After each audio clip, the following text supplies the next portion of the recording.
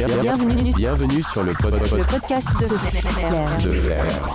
Alors je suis avec Jean-Loup Fourquet. Salut Jean-Loup, comment ça va?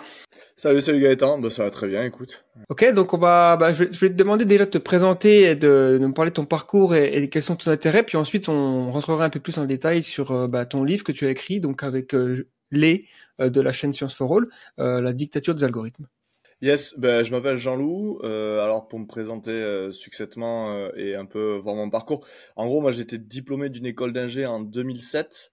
Ensuite, j'ai travaillé dans l'industrie, donc un métier assez classique. Et d'ailleurs, ce métier assez classique m'a amené au même endroit que toi. Donc je travaillais à Sydney pendant 2 ans à un moment. Et alors ce qui est marrant et qui est en lien avec les algorithmes, c'est un de mes éclairs de réalisation de je fais pas un truc que je veux continuer à faire toute ma vie. Ça a été justement à Sydney. Et en fait, je travaillais pour une entreprise qui vendait des logiciels pour aller sur les télés connectées. Tu sais, c'était au moment où on a connecté toutes les télés à Internet, là. C'était dans les années 2010. Et en fait, le client, donc c'était Telstra, en l'occurrence. Donc le sort de France Télécom australien. Et en fait, nous, notre boulot, c'était de faire des applications pour les télés connectées. Parce qu'en fait, les télés, elles pouvaient se connecter à Internet, mais tu n'avais pas d'application qui pouvait utiliser Internet sur la télé, quoi. Et donc, nous, on faisait des applications. Donc, on faisait des applications, par exemple, pour Telstra ou pour l'équipe TV ou, tu vois, ce genre de trucs, quoi. Et en fait, en Australie, je sais pas si c'est encore comme ça, mais toutes les télés, elles ont des set-top box, donc pas des télés connectées, des boîtes à côté des télés. Et en fait, depuis très longtemps, ils ont une sorte de truc où plus tu te rapproches de la fin du film, plus les pubs, les séquences pubs, elles sont fréquentes.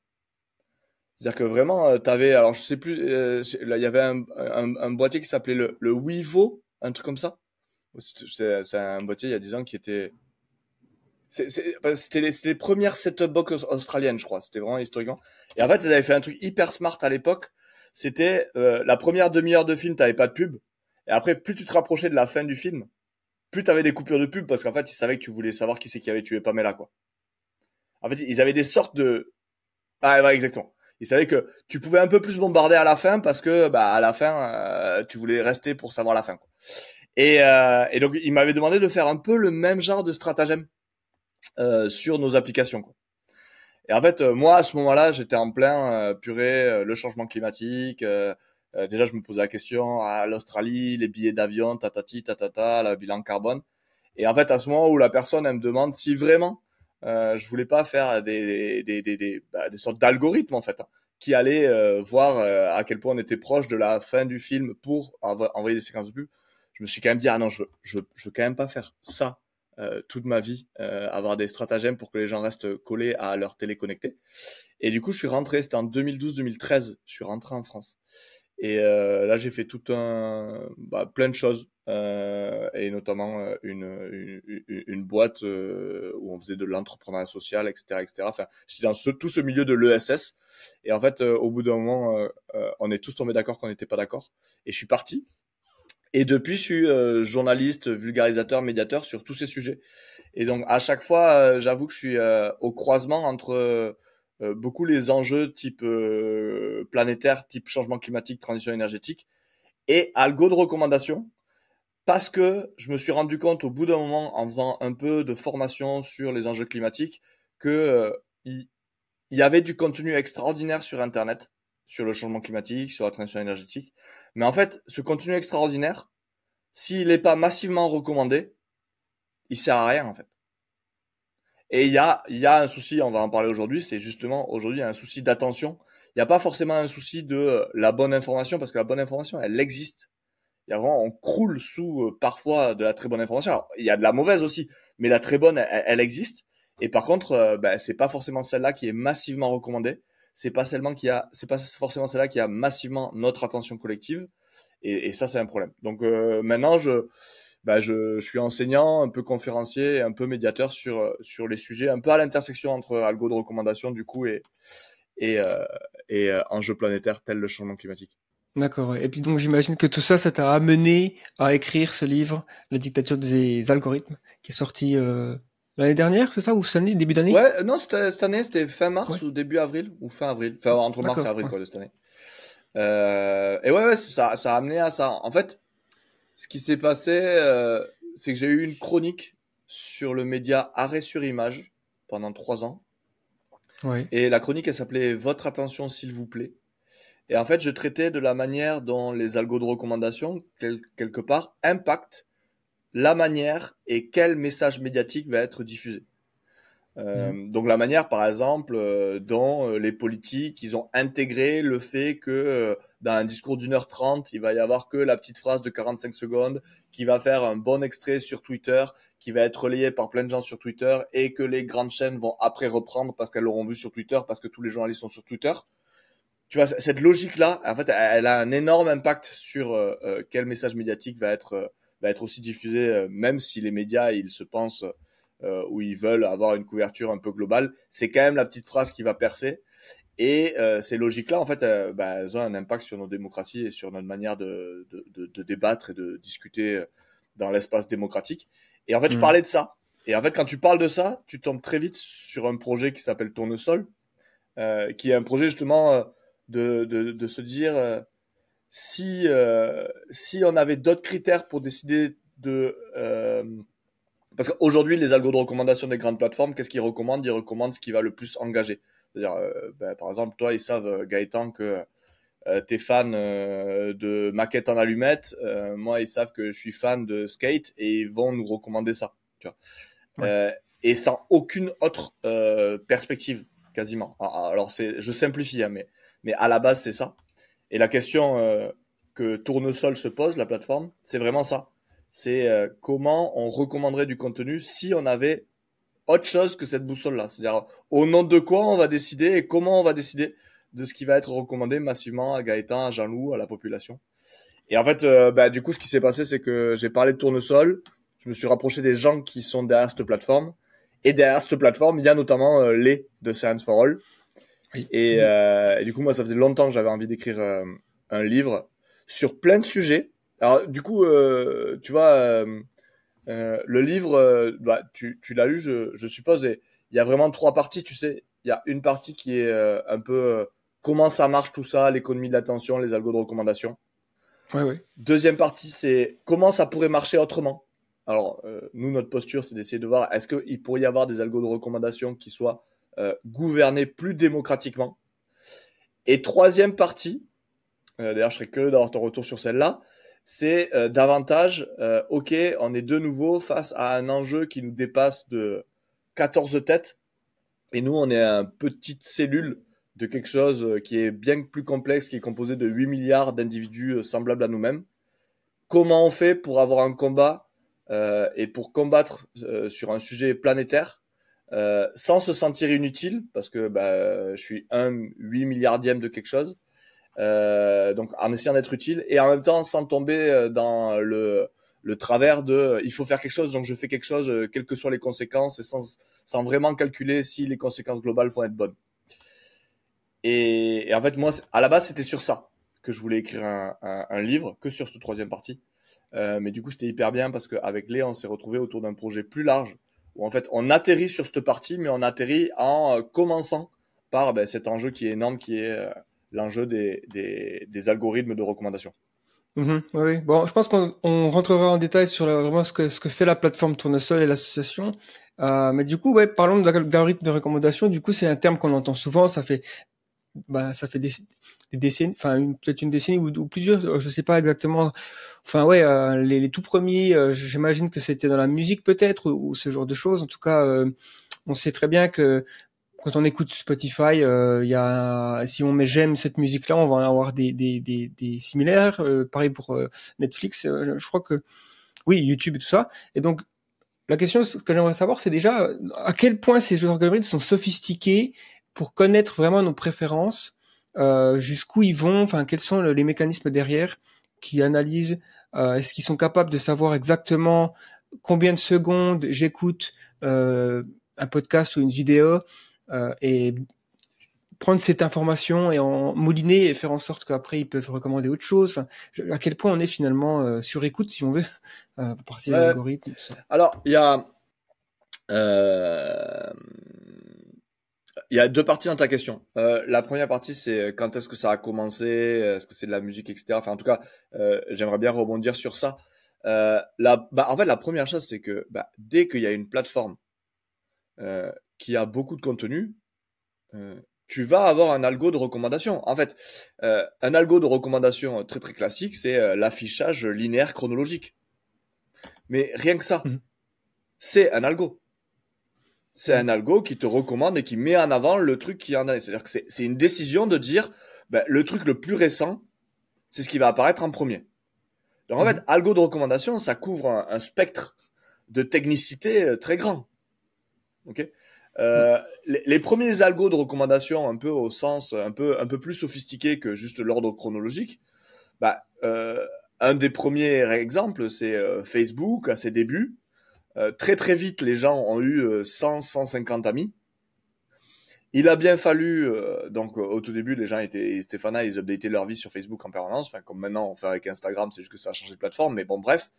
Et en fait, il a bien fallu qu'il y ait une mécanique, et vraiment, algorithme, c'est ça, c'est une mécanique pour voir quel contenu, parmi tes 300 amis dont tu te fous pour la plupart, quelque part, on va mettre quelque chose en avant. Et pendant un temps, tu vois, l'algorithme, il disait, en fait, ce qui marche, c'est les photos de mariage et de bébés. Donc pendant un moment, au tout début de Facebook, moi je me rappelle, ton fil d'actu, c'était que des bébés et des mariages. Et là, tu mettais des likes parce que, en fait, effectivement, à quoi on réagit le plus, c'est les photos de mariage, parce que vraiment, quand même, c'est pas hyper poli de pas mettre un like à une photo de mariage. Donc, par défaut, tu mets un like. Donc, l'algo, il disait, ça doit intéresser les gens. Ce qui n'était pas forcément vrai d'ailleurs, hein, mais il y avait un truc comme ça. Donc ça, c'est la première partie. Donc, ça a toujours existé. Ça a toujours existé. À partir du moment où il y a des plateformes qui ont plus de contenu qu'elles peuvent en mettre en avant, il va forcément y avoir une logique pour recommander, pour organiser. Okay. Un autre terme qui s'utilise en anglais, je crois, c'est filtering system. Donc c'est pas de la recommandation. Ils disent ça autrement. Ils filtrent. Ce qui rend plus compte de cette idée de il y a beaucoup de contenu et tu filtres et c'est ça que tu mets en avant et que tu montres. Ouais, c'est finalement le même principe derrière une librairie. Quand tu vas dans une librairie, tu as les best-sellers, les nouveautés. Ils doivent forcément se demander comment je fais pour mettre. Et puis pareil dans un magasin, tu as les frites. Enfin, c'est pareil quoi. Ouais, exactement. Partout, en fait, il y a bien le choix il y a une masse de produits énorme, lequel tu vas mettre en avant, lequel tu mets tout en bas pour que personne le chope, etc., etc.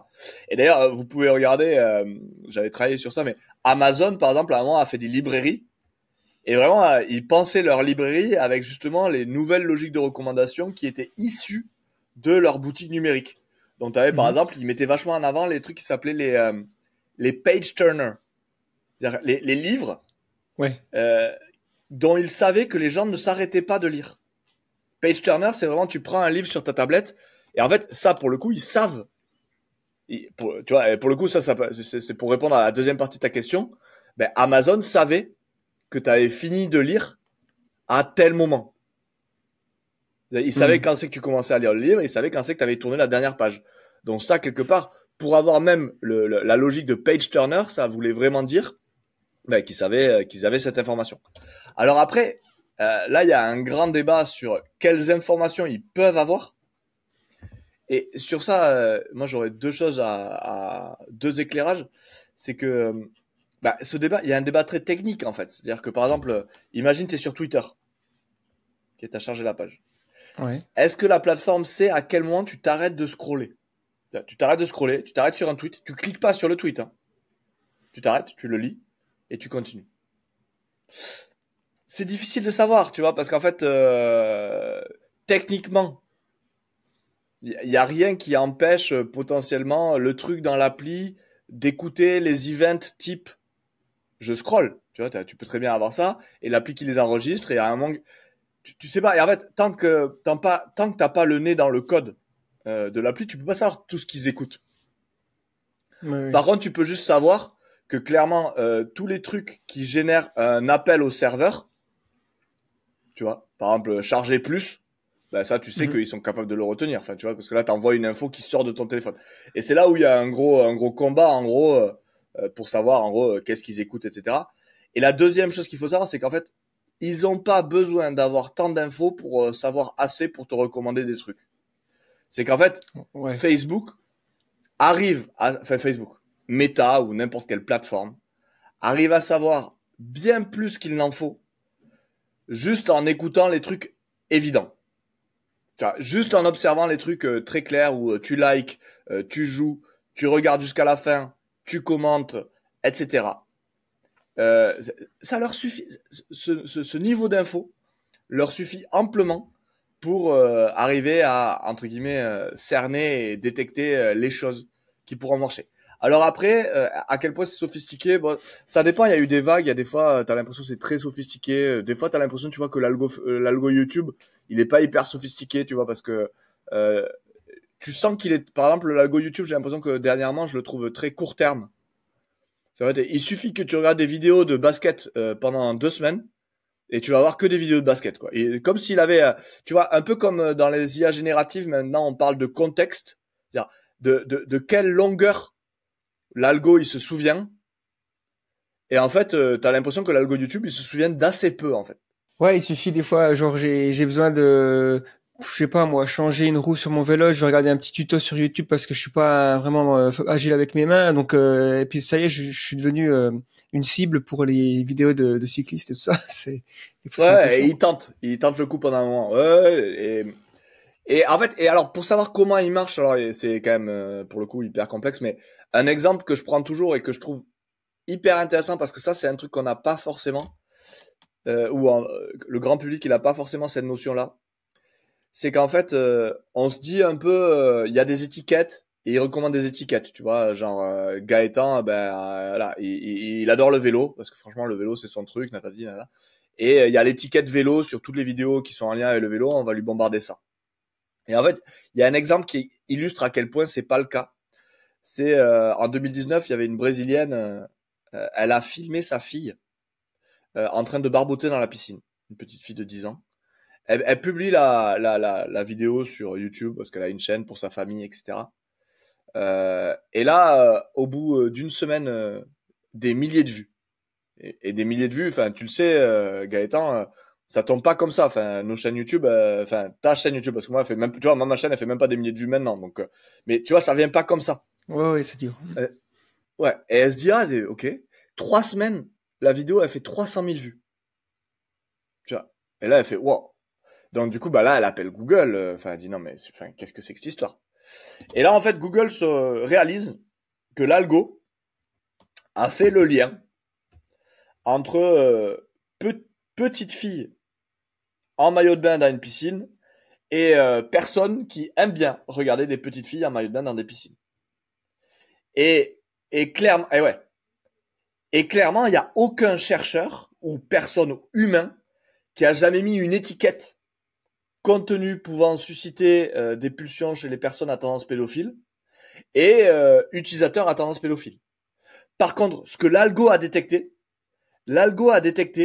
qu'une certaine catégorie de gens aimait ce contenu et cette catégorie de gens aimait certains autres types de contenus et ils ont fait le lien en fait entre des généralisations faites automatiquement par l'algo. C'est vraiment ça les algos de recommandation. Alors je sais pas si j'ai répondu à toutes les questions sur les algos, mais c'est en bref, Oui. il y a ce truc auquel il faut faire attention, je pense. Ouais, parce que je me souviens quand j'avais lu c'était Homo Deus de Yuval Noah Harari, j'avais été assez surpris parce qu'il mentionnait des trucs intéressants sur effectivement les capacités que potentiellement, après c'est pas dit que ça soit toujours fait, mais la technologie permet en théorie de d'utiliser le eye tracking pour savoir exactement. Enfin après le problème c'est que voilà, il faudrait faut voir à quel point il y a aussi des règles de sécurité, enfin de vie privée, de respect de certaines choses parce que forcément j'ai pas nécessairement envie que ma webcam soit tout le temps activée et que Microsoft analyse ce que je clique et tout ça, mais que en fonction d'où je regarde, en fonction de quoi je suis intéressé. Il mentionnait d'ailleurs un exemple intéressant, c'est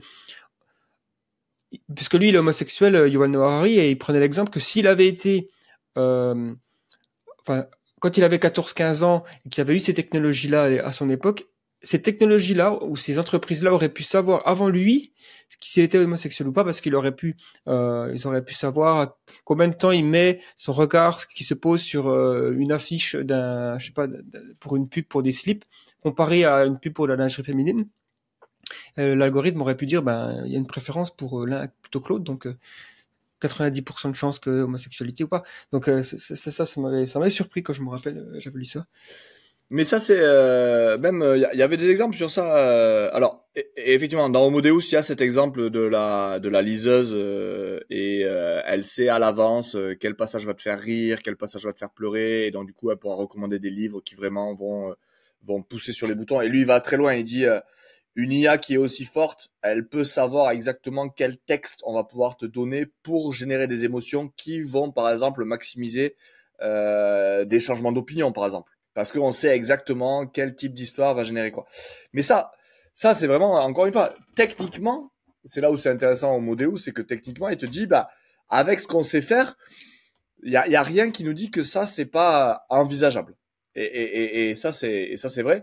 Et après, même avant les algos de recommandation, il y avait cette histoire qui est très connue d'une enseigne de supermarché, je crois que c'était Target, en fait, qui a su avant, en gros, je crois que c'était quelqu'un qui était le père d'une jeune fille qui était scandalisée parce que la jeune fille avait reçu des brochures de pub pour des produits de Target à son nom avec des produits pour bébé. Et le père avait été voir le mec de Target en disant c'est un scandale, vous envoyez ça à des jeunes filles, ma fille elle a même pas 14 ans, et en fait il s'avère qu'elle était vraiment enceinte. Et en fait, Target, ils avaient juste su ça parce que dans ses habitudes d'achat, la jeune fille avait eu un changement d'habitude d'achat qui peut correspondre à un truc qui arrive quand apparemment tu es enceinte et qu'il y a un truc hormonal qui fait que tu changes de goût ou t'as pas les... Et tu vois, il y avait eu ça et en fait, bah, l'algo avait juste détecté que bah, assez souvent, quand il y avait ce type de changement, ça correspondait peut-être à ça et donc du coup, bah... Ah ouais, effectivement. Et en fait, c'est là où tu tombes sur un truc qui est... on, on, en fait, on se connaît pas tant. On connaît pas tant que ça nos fonctionnements internes. Et en fait, quand on est face à des entités qui génèrent, qui sont capables d'absorber autant de données sur ce qu'on regarde, etc., etc., elles peuvent en tirer dans la masse des conclusions qui sont généralement et qui s'avèrent être vraies, en tout cas un nombre dans un nombre de cas assez important et ça suffit en fait. Après les gens ils disent oui mais ça va pas être vrai dans tous les cas. Ouais mais on s'en fiche en fait. La question c'est pas que ce soit vrai dans tous les cas, c'est qu'en fait ça soit bien plus vrai que le hasard déjà et puis surtout bien plus vrai que même toi-même ou les gens Ouais, et qui te puis connaissent ça bien. montre aussi qu'on est beaucoup plus prévisible qu'on ne le pense, et ça met un petit coup de poignard à notre ego d'une certaine façon. Ouais. Bah ça, je trouve que c'est un sujet vraiment très fort. C'est il y a beaucoup de positionnements politiques contre plein de choses qui comment dire. En fait, il y a ce truc où on pense qu'on est. En fait, il y a plein de gens qui vont dire non mais les algos de recommandation c'est pas grave parce que moi je maîtrise les algos de recommandation et je maîtrise ce qu'on me recommande. Et en fait, il y a une partie de ce jugement, il est basé sur le fait de dire non mais je suis pas aussi prévisible que ça. On n'arrive pas à accepter à quel point on est quand même massivement prévisible. Et donc il y a beaucoup de choses, on n'arrive pas à mettre certaines politiques en place parce que on fait appel au libre arbitre. Attention, faut pas voler le libre arbitre des gens. Parce qu'on pense que on a fondamentalement un énorme libre arbitre qui décide vraiment de tout, alors qu'en fait il y a beaucoup de choix qui sont pas aussi libres que ce qu'on pense. Ouais, bah, de toute façon, la question du libre arbitre, on va pas s'aventurer là-dedans parce que mais c'est clair que je suis d'accord. De base, de toute façon, il y a quand même des grandes chances que ce soit un peu une illusion aussi. Donc, le fait que ce soit pas super étonnant que des algorithmes et surtout avec des systèmes d'IA avancés qu'on va de plus en plus avoir, soient capables on va dire, de nous projeter sur le futur et de savoir un peu ce qu'on va faire dans telle situation. Et donc, forcément, potentiellement, c'est un système de contrôle en plus. Mais du coup, ça nous amène aussi à se demander, c'est quoi ce mot-là, l'économie de l'attention, enfin, une petite définition, par exemple, qu'est-ce que ça pourrait être, parce qu'on en entend parler pas mal, et puis il y a beaucoup. Bah la meilleure définition, elle est la plus courte, c'est celle qui a été donnée par Patrick Lelay, là, le directeur de TF1. Il avait dit ça en 2004. Il a dit notre métier, c'est de vendre des secondes de cerveau humain disponibles à Coca-Cola.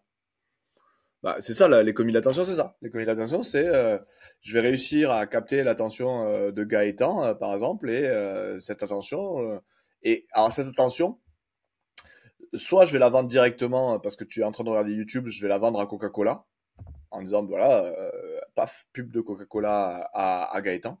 Soit en fait, je vais récolter de la donnée. Et en fait, c'est de la donnée spécifique sur toi, sur tes usages et tout. Donc, je vais pouvoir vendre ça à des annonceurs parce que en fait, je sais que toi, t'es hyper fan de maquettes d'allumettes, par exemple. Et donc, du coup, je vais pouvoir vendre à des gens qui fabriquent des maquettes en allumettes ou des notices d'immeubles fabriqués en allumettes. Je vais pouvoir leur vendre à un groupe où je sais que les gens sont très propices et vont potentiellement acheter pas mal de maquettes en allumettes. Et, tu vois, et en fait, l'économie d'attention, c'est ça, c'est l'économie qui arrive à transformer l'attention humaine quelque part en plus-value économique. Ouais. Et Ouais. du coup, j'ai envie de dire, c'est la plupart de notre économie actuelle, quoi. Tu vois, c'est toutes les grandes plateformes, c'est ça leur modèle économique.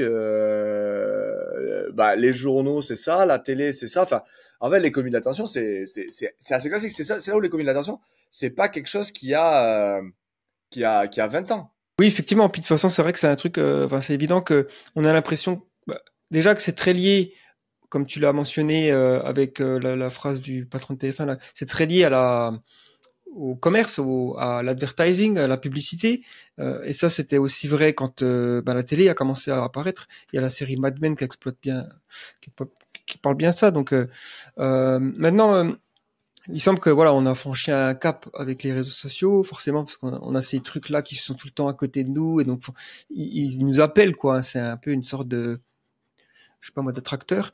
Et donc, parmi tous les grands géants de la tech et donc les grandes sociétés comme ça qui fournissent des réseaux sociaux et des plateformes, quels sont les meilleurs et les pires, du coup? Est-ce qu'on peut faire un petit classement pour savoir où on peut dire qu'elles sont tous dans Bah, du coup, tu vois, ça, c'est la question où j'ai eu du mal quand j'ai vu, tu vois, tu m'as envoyé la liste des questions potentielles.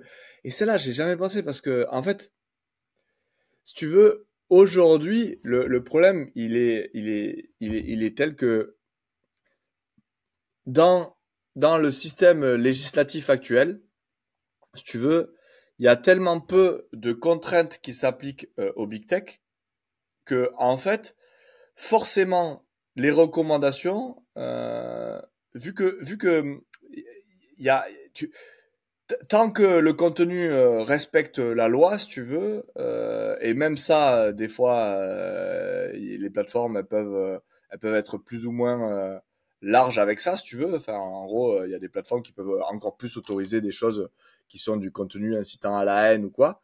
Euh, En fait, il va forcément émerger du fait de vouloir absolument attirer l'attention de Gaëtan, de Jean-Loup, etc. Il va forcément émerger des effets traverses ou des conséquences inattendues non souhaitables. Et ces conséquences inattendues non souhaitables, elles sont tellement peu regardées, observées, et il y a tellement peu de moyens législatifs et tellement peu de volonté législative de faire en sorte que ces conséquences inattendues, on les corrige, que j'arrive pas à donner de bonnes ou mauvaises plateformes. Et parce que ça, il faut aussi le dire, et ça fait le pont avec ta question précédente, la grosse différence entre aujourd'hui et hier, parce qu'en fait, encore une fois, tu l'as dit, on le dit, il y a rien de nouveau. Là par exemple, moi, ma copine, elle est en train de lire Le Comte de Monte Cristo. Du coup, il y a le film qui est sorti, il y a le livre. Et en fait, elle peut pas le lâcher, Le Comte de Monte Cristo, parce que c'est hyper bien écrit. Et si tu veux, Le Comte de Monte Cristo, ça a été écrit par Alexandre Dumas sous la forme de feuilleton. Et c'est littéralement l'ancêtre de la série Netflix, en fait. Tu écrivais des feuilletons et il y a des cliffhangers à chaque fin de chapitre, tu as envie de commencer l'autre chapitre et tout, parce que c'est hyper bien pensé pour générer l'attention, en fait, des gens qui lisaient le journal, pour qu'ils lisent et lisent et lisent, tu vois, semaine après semaine ou journée après journée, je sais pas si c'était un quotidien ou un hebdomadaire. Par contre, ce qui change, c'est vraiment la disparité de pouvoir entre l'entité qui génère le contenu ou l'entité qui recommande le contenu et l'entité qui le consomme. C'est-à-dire qu'aujourd'hui, les plateformes des big tech ont bien plus de pouvoir et il y a une asymétrie de pouvoir énorme entre les big tech et le consommateur final. Parce que la plateforme en sait bien beaucoup plus sur toi et c'est beaucoup plus sur le groupe et les groupes auxquels tu appartiens. Parce que c'est pas non seulement ils connaissent des infos sur toi, Gaëtan, mais ils connaissent et ils ont des infos sur la typologie que tu représentes. La personne qui adore les maquettes d'allumettes et qui en même temps habite en Australie et qui en même temps a tel type de métier et qui en même temps est créateur de tel type de contenu. Ils ont une typologie de cette personne et sur cette typologie de personne, ils savent. Donc par exemple, si toi, tu es le premier à avoir une vidéo qui te fait craquer, ils vont la proposer à tous les gens qui sont de tes typologies, par exemple, pour voir si ça ferait pas craquer. Et en fait, c'est cette disparité de pouvoir qui est complètement énorme. Et qui fait la différence en fait. Et qui fait que je suis particulièrement concerné aujourd'hui par les big tech, beaucoup plus que par les journaux classiques, parce que cette disparité de pouvoir, elle n'était pas aussi grosse avec les journaux, et surtout, et on va en parler sûrement après, surtout, elle a eu des conséquences négatives qui ont été a posteriori maîtrisées, ce qui n'est pas encore le cas pour les algos de recommandation. Parce que c'est toujours comme ça qu'on avance en fait. Il y a une innovation, elle bouleverse le marché, elle a des conséquences qu'on ne s'attendait pas, on légifère pour les réguler, et ainsi de suite. Et donc pour revenir à ta question de base, dont je me suis évadé quelque peu, qui est vraiment, est-ce qu'il y a une plateforme qui est plus positive? Moi, je pense, une manière de juger ça en tout cas, c'est une plateforme qui te permet d'avoir le plus de contrôle sur l'algo de recommandation, c'est la meilleure. C'est-à-dire, en fait, si une plateforme te permet de dire, moi, je veux vraiment avoir que ce type de contenu, etc., etc., et je veux vraiment que tu me recommandes ça et ça et ça. Donc, en fait, plus ce contrôle-là est grand et plus il est facile d'accès, plus la plateforme, si tu veux, elle te laisse aux manettes. Et ce qui est marrant, c'est que les plateformes aujourd'hui, elles vont plutôt à l'inverse de ça. Notamment avec la diffusion de plus en plus des shorts, tu sais. Et en fait, les shorts, c'est vraiment le contraire, c'est-à-dire que quelque part, TikTok qui a inventé un petit peu, qui est un peu à l'origine de ce concept-là, derrière les shorts, ce qu'il y a aussi, c'est souvent des algos de recommandation qui sont basés non pas sur tes abonnements, mais juste basés sur ce que tu as regardé. Et si tu veux, il y a vraiment une tendance maintenant des algos de recommandation à de moins en moins prendre compte des choses que tu as déclarées aimer et se focaliser essentiellement sur les choses que tu as effectivement regardées. Parce que à l'époque, les algos de recommandation, Facebook, LinkedIn, Twitter, etc., en fait, ils se basaient sur les tweets que tu avais likés, mais surtout sur les comptes auxquels tu t'étais abonné, sur tes connexions, donc sur les gens à qui tu avais dit, eux, je suis connecté, donc je veux voir leur contenu quelque part. Et en fait, petit à petit, avec TikTok c'est aperçu qu'en fait, t'avais beau avoir dit je veux absolument voir des vidéos de physique quantique et de trucs hyper intelligents de Arte. En fait, ce que je regarde, c'est plutôt Hanouna ou des trucs de merde. Et en fait, du coup, l'algo de recommandation de TikTok a tendance, dans la partie for you, pour vous, à te recommander des choses non pas auxquelles tu t'es abonné, mais les choses qui t'ont fait craquer. Et là, c'est vraiment, il y a eu un switch là, où en fait, les algos de recommandation des shorts, même sur YouTube maintenant, ils sont beaucoup basés sur les trucs qui nous ont fait craquer et non pas sur les trucs sur lesquels la partie long terme de nous-mêmes s'est positionnée. Et il y a vraiment une différence. Et donc quelle plateforme prend le plus en compte les préférences? Je sais que par exemple, c'est un peu ça l'argument de vente de Blue Sky, la plateforme qui vient essayer de concurrencer Twitter. C'est essayer de donner aux utilisateurs le contrôle sur en fait l'algo de recommandation. Et ça, toute plateforme qui va dans le sens de donner le plus de contrôle à l'utilisateur, ça c'est positif. D'accord, ouais, c'est intéressant parce que c'est vrai que pareil, si tu me demandes de faire une liste, je saurais pas trop par où commencer, mais je mettrais certainement TikTok et tout ce qui est short très très bas parce que je trouve que ça zombifie tellement les gens. Ils sont même plus capables de sortir de cette transe parce que ça défile à une vitesse. Alors que bon, même YouTube, des fois, c'est limite parce que tu as toujours envie de continuer, mais tu peux quand même te dire, je vais regarder juste un ou deux vidéos. Et puis après, les réseaux sociaux. Mais ça dépend si c'est short YouTube ou les vidéos YouTube. Et ouais. Et moi, je fais vraiment la différence entre ces deux types de contenus. Et vraiment, du coup, je me positionnerai pas sur une plateforme La logique, c'est juste de regarder à quel point la plateforme, elle te donne du contrôle sur ton algo de recommandation et est-ce que vraiment tu as la possibilité de mettre la partie long terme de toi-même au pouvoir. Est-ce que je suis capable de concevoir un fil sur cette plateforme où en fait je dis non, moi je veux avoir que les contenus de Gaëtan et de The Flair ou que les contenus de Lé et de Science for All parce que c'est ça que je veux regarder au final, même si c'est pas ça qui va me faire craquer, je sais que c'est ces vidéos-là par exemple qui vont me donner le plus de contentement à long terme et de satisfaction et de sentiment d'avoir appris quelque chose par exemple. Ouais, c'est intéressant. Parce que ça renvoie un petit peu aux discussions autour de système 1, système 2 dans le cerveau de Danny Kahneman. Et donc de se dire, on a forcément, on est en fait un peu en guerre contre nous-mêmes avec le court terme, le long terme, euh, nos préférences souhaitées et nos préférences affichées, quoi. Ou finalement, bah, peut-être hors des réseaux sociaux, quelqu'un qui veut tenter de maigrir, il se dit bah il faudrait que je fasse de l'exercice, c'est bon pour moi, mais après il va au rayon brownies et il craque. C'est pareil pour les vidéos, c'est pareil pour du contenu aussi audio de mauvaise qualité. On peut penser à des podcasts comme je sais pas moi, Alex Jones ou des trucs comme ça, bourrés de complots mais il y a un côté divertissant, donc puis après ton cerveau petit à petit il part un peu en vrille. Ouais, il est poreux en fait, il est perméable à ce genre de truc. Ouais. Non mais en fait c'est vraiment ça, c'est ce que tu dis aussi, c'est qu'on a tous deux personnes en nous-mêmes, tu sais, on en parle dans le livre. La personne qui fait des plans pour demain, tu vois, et moi quand je fais un plan pour demain, j'ai toujours le truc de dire je vais faire un marathon, je vais manger de la salade, des tomates et du tofu, après je vais travailler 3 heures sans interruption, et à la fin je lis un livre hyper intellectuel pour devenir plus intelligent et un meilleur vulgarisateur, etc. Et après, il y a la personne qui se lève et qui d'un seul coup craque parce que il y a des dragibus dans le frigo et tu vois, et commence à regarder une série sur Netflix.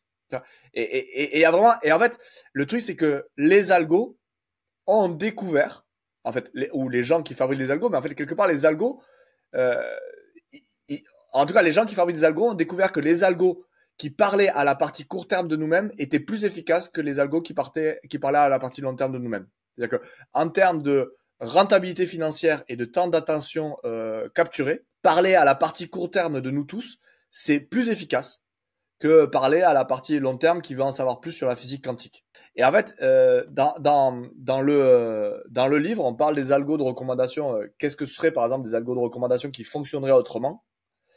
Et du coup, c'est ça les deux grands trucs qu'il faudrait, c'est des algos plus démocratiques, c'est-à-dire en fait où nous en tant que collectif, c'est nous, Gaëtan, toi, moi, nous tous qui décidons de qu'est-ce qui devrait être massivement recommandé. Et en plus, il faudrait que qu'on ait en tête la différence entre nous, dans le livre, on l'appelle les volitions et les préférences.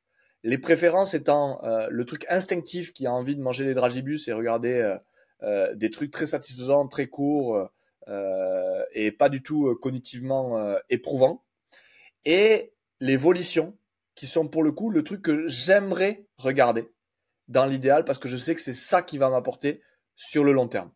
Et en fait, voilà, les algos de recommandation un peu éthiques autrement, il faudrait qu'ils soient gouvernés de manière plus collaborative et conçus pour correspondre à nos attentes plutôt de volition, donc à long terme plutôt qu'à court terme. En tout cas, davantage orienté sur ce truc-là que sur le court terme. Ok, oui, effectivement. Je pense que c'est vraiment deux points qui semblent être cruciaux pour faire des meilleurs des meilleurs algorithmes, d'avoir des réseaux sociaux, des plateformes qui amélioreraient le contenu sur Internet. Et du coup, c'est intéressant parce que tu dis que finalement ces géants de la tech, ils ont trouvé que ils se sont rendus compte que les algorithmes fonctionnent mieux s'ils font plaisir au court terme, tout ça.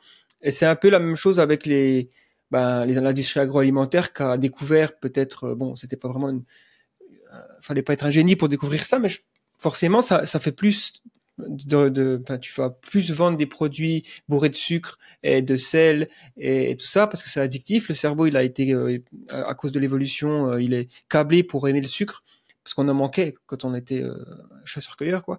Et donc aujourd'hui on en a trop on voit au XXe siècle et au XXIe siècle, l'obésité n'a jamais été aussi élevée. Ben voilà. Donc donc ça c'est une conséquence négative, on va dire, de l'agroalimentaire qui a trouvé comment, on va dire, parasiter un peu notre cerveau. Du coup, les 20 dernières années, quel est le bilan des réseaux sociaux sur la société? Parce que là, il y a quand même pas mal d'études qui ont été faites. Je sais qu'il y a Jonathan Haidt qui a sorti un livre récemment. Là, j'aime encore assez bien ce qu'il fait lui. J'ai pas lu son livre, mais je sais que il parle, bon, il tacle pas mal les réseaux sociaux sur les statistiques assez tristes qu'on voit, notamment sur la dépression dans les jeunes qui ont 12-13 ans. Enfin, c'est quand même pas souvent enfin, moi, dans ma jeunesse, ça paraissait inconcevable qu'un enfant, quoi, puisse avoir une dépression. En tout cas, un enfant dans les pays développés et tout ça. Et donc, voilà, ça fait partie d'une conséquence. Quelles sont donc, à la fois sur les individus, mais aussi sur la société. Alors, ça c'est. Alors, on va d'abord parler des conséquences potentielles, observées, etc. Et après, on va parler sûrement de à quel point on en est sûr, parce que c'est hyper important. Et ce débat est toujours apporté sur la place, le fait de à quel point on est sûr de ce genre de choses. Et tu as raison de faire le découpage entre individuel et collectif, parce qu'il y a vraiment ces deux pans-là. Donc, pour ceux qui connaissent pas Jonathan Haidt, effectivement, moi je conseille, il a un site ou une newsletter sur Substack qui s'appelle After Babel, qui est très bonne. Les articles sont très pédagogiques.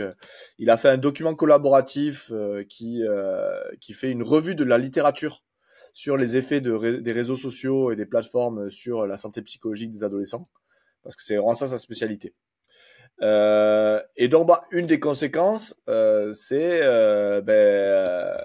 que les réseaux sociaux participeraient à effectivement une hausse de la détérioration de la santé psychologique des adolescents qui grandissent avec. Okay.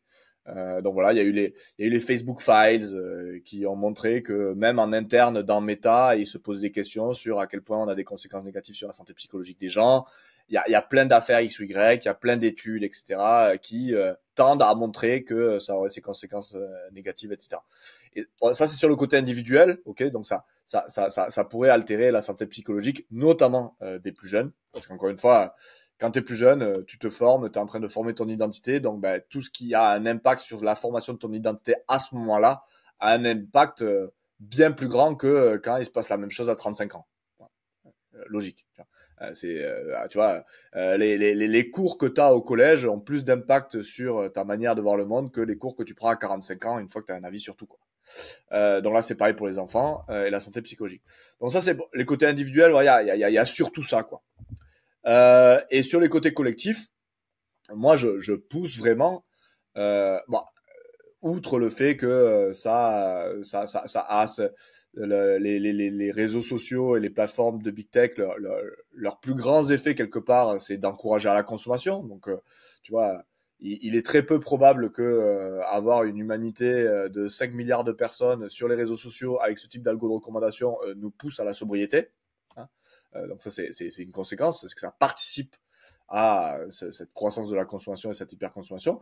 Et ça participe ou participerait, et donc du coup on va arriver à la deuxième partie de la question, à la polarisation notamment. Alors le fait que, la polarisation par exemple, ça participe à la polarisation qu'on appelle la polarisation affective, ou qu'on pourrait aussi traduire par, en anglais c'est ça, c'est affective polarization, et en français on pourrait le traduire par polarisation émotionnelle. Et la polarisation émotionnelle, c'est quand, c'est pas forcément quand tu as des avis très divergents de l'autre personne, c'est que par contre tu as une haine profonde quelque part pour la personne qui pense pas comme toi. Donc par exemple, ça pourrait très bien être toi, tu trouves que l'Australie c'est le meilleur pays du monde. Moi, j'ai un avis pas hyper différent au final. Je dis juste que d'après moi, c'est la Nouvelle-Zélande qui sont les meilleurs. On est d'accord que c'est deux pays qui sont finalement très proches vu qu'ils sont fait leur identité à l'autre bout du monde. Mais quand même, j'ai beaucoup en commun avec toi, mais je te hais. Et c'est ça la polarisation affective. Ça veut juste dire qu'on n'a pas forcément des avis très divergents, mais par contre, on hait la personne qui porte ces avis-là. Et effectivement, il y a plein d'études qui tendent à montrer que ça, c'est notamment encouragé par les réseaux sociaux. Et après, d'autres constats ou d'autres Amnesty International a publié une étude intéressante qui montre que les algos de recommandation de Meta, Facebook, a eu par exemple un effet amplificateur sur le génocide des Rohingyas au Myanmar. Parce que en fait, l'algo de recommandation a massivement recommandé des posts qui incitaient à la haine dans un contexte d'affrontement. Du coup, ce qui a aggravé et participé du coup au génocide. Et ensuite, tu as une dame qui s'appelle Barbara Walter qui fait carrément le cas, elle, que une des explications sur la baisse et sur l'affaiblissement des régimes des démocraties libérales ces 10 dernières années est liée à l'avènement des réseaux sociaux et des grandes plateformes. Du coup, elle prend notamment pour preuve le fait que c'est dans les pays où quelque part il y a une corrélation pour l'instant entre l'arrivée des réseaux sociaux dans certains pays et la baisse du sentiment démocratique et des valeurs démocratiques dans les pays où c'est arrivé. Et les pays où c'est arrivé le plus tard ont eu ces valeurs-là qui ont baissé. Il y a une corrélation en tout cas avec le fait que ça ait baissé plus tard. Et d'ailleurs, il y a le même type de technique pour les études, et d'ailleurs sur les dépressions. Une manière de voir et de mettre la responsabilité sur les réseaux sociaux, c'est dans des pays où en fait la 4G et les réseaux Internet se sont déployés lentement. Et donc, tu as eu une sorte d'expérience, alors je sais plus comment ils appellent ça en science, mais en fait, c'est comme des expériences scientifiques, mais en fait involontaires, où tu peux observer que dans un pays où les réseaux sociaux se sont développés région par région, et bien la région où par exemple la fibre s'est développée avant, et bien la baisse de la santé psychologique des adolescents s'est effondrée avant aussi. Ouais, d'accord. Et ça te permet de dire c'est presque comme observer une épidémie qui se déploie, quoi. Exactement. Et du coup, ça te permet, et là on arrive sur le débat scientifique, à quel point on est sûr. Et pour revenir à Jonathan Haidt, lui il dit, il a 2 points, c'est-à-dire qu'il a vraiment le point où il dit non mais on a vraiment un faisceau qui s'épaissit de jour en jour, que il y a effectivement des effets négatifs vraiment des réseaux sociaux sur les individus. Moi je vais avoir le même discours sur les effets collectifs. On a un faisceau d'indices qui nous montre que de jour en jour il s'épaissit sur le fait que ça a des incidences négatives sur nos collectifs et sur nos démocraties. Donc déjà ça. Et ensuite il dit et ce qu'on recommande de faire, en quoi c'est grave si au final ça n'a pas les conséquences aussi négatives que ce qu'on pensait, et on fait quand même un peu attention à ce que font les algos de recommandation. Tu vois, il y a un peu une sorte de pari de Pascal. Si on se trompe, c'est pas si grave d'avoir un peu réglementé. Et par contre, si on a raison de dire que ça a des conséquences énormes, les conséquences sont existentielles pour nos sociétés. Voilà. Et donc il y a vraiment ce truc de dire non mais en fait, même si on se trompe, c'est pas si grave. Alors il vaudrait mieux écouter, vu qu'en plus le faisceau d'indices devient de plus en plus énorme chaque jour, qu'il y a vraiment quelque chose. Oui, il y a un peu un principe de précaution à prendre en compte. Exactement. Il y a un principe de précaution. Si c'est vraiment le cas, c'est vraiment dramatique. Il faut vraiment faire quelque chose très très vite. Et peut-être que le jour où on sera certain des effets, ça sera peut-être trop tard en fait. Il y aura peut-être des conséquences complètement dramatiques qui auront eu lieu.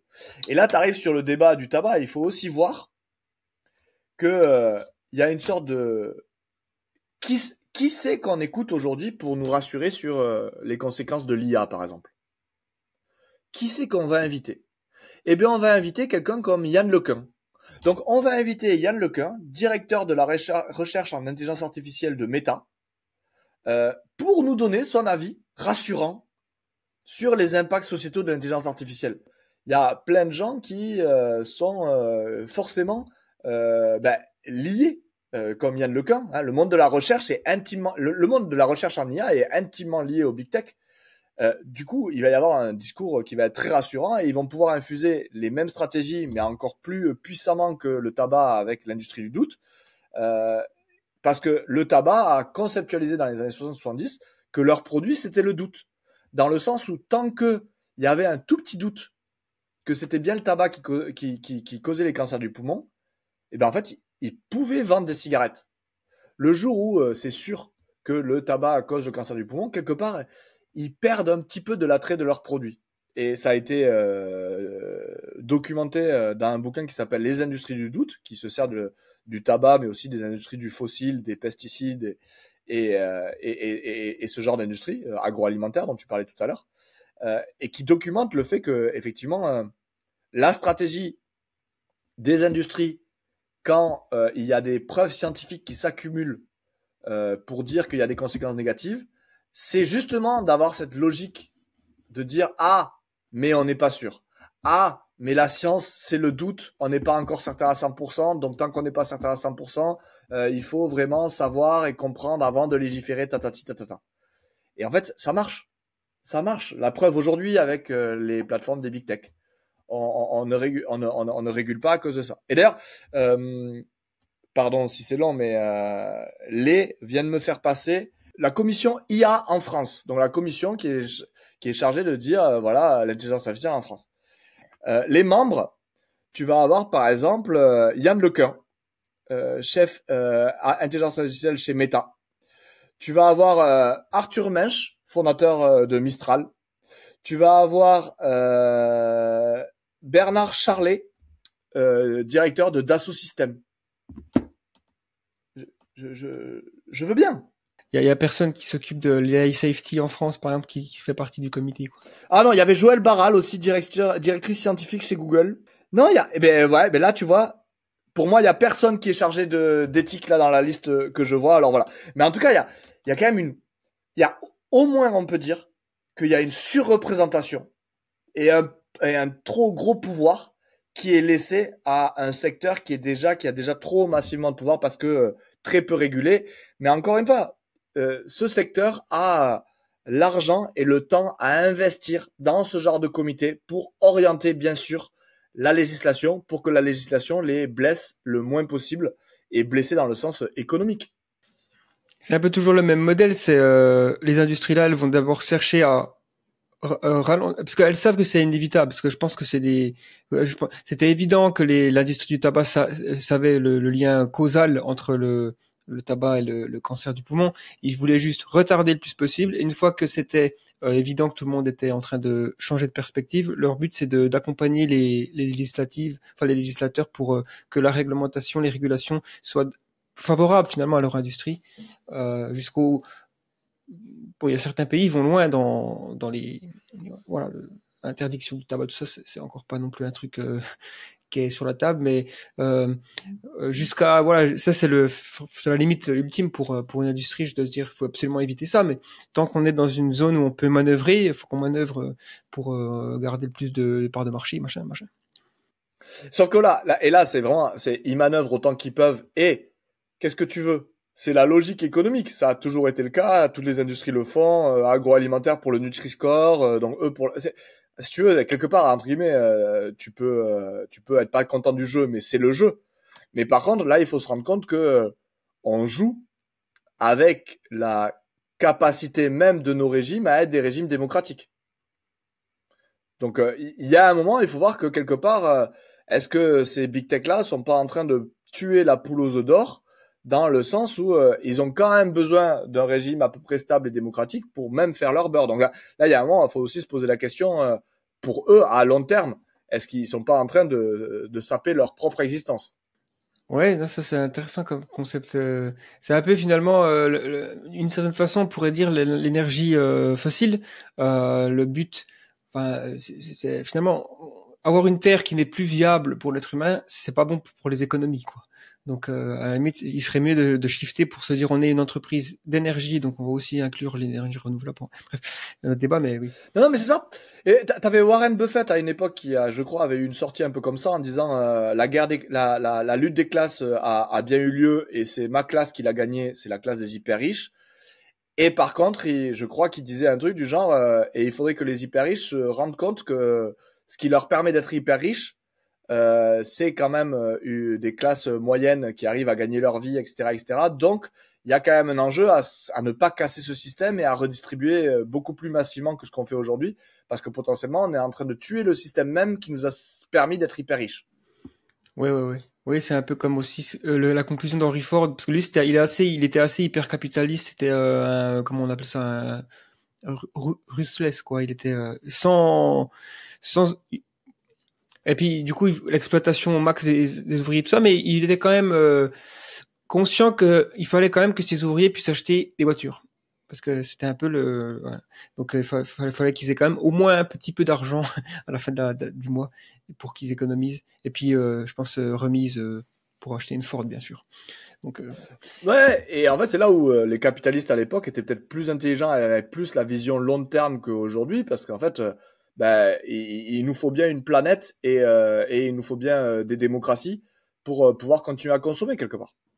ouais, bah là, ce qui peut être intéressant, c'est de shifter la discussion et je sais pas à quel point tu connais toi ce qui se passe aussi dans d'autres régions du monde, parce que là on se concentre beaucoup sur les géants de la tech américains, donc l'Occident et tout ce qu'on consomme finalement c'est très occidental. Mais la Chine est aussi un pays qui a énormément de grandes entreprises de la tech, à Shenzhen et compagnie, donc Baidu. Et Tencent, et ils sont aussi donc vachement, on va dire, dans la course à l'IA, mais aussi dans les réseaux sociaux avec une population énorme. Du coup, vu que c'est un pays qui n'est pas démocratique, c'est donc très centralisé, autoritaire, et je sais qu'ils utilisent des systèmes comme WeChat et compagnie, donc avec des intentions un peu plus orwelliennes, on va dire. Du coup, quel est ton point de vue, toi, sur ce que fait la Chine? Comment comparer ça avec l'Occident? Est-ce que, voilà. Ouais, ben on en parle. Ouais, ben on en parle pas mal dans le livre parce que c'est vraiment intéressant. Il y a une sorte d'effet miroir avec l'Europe au milieu, si tu veux. Euh, En gros, aux États-Unis, c'est un peu, tu sais, le truc de l'innovation, l'économie, tu vois. En gros, on a le droit de faire n'importe quelle plateforme et le but, c'est innover, créer de la croissance, etc., etc.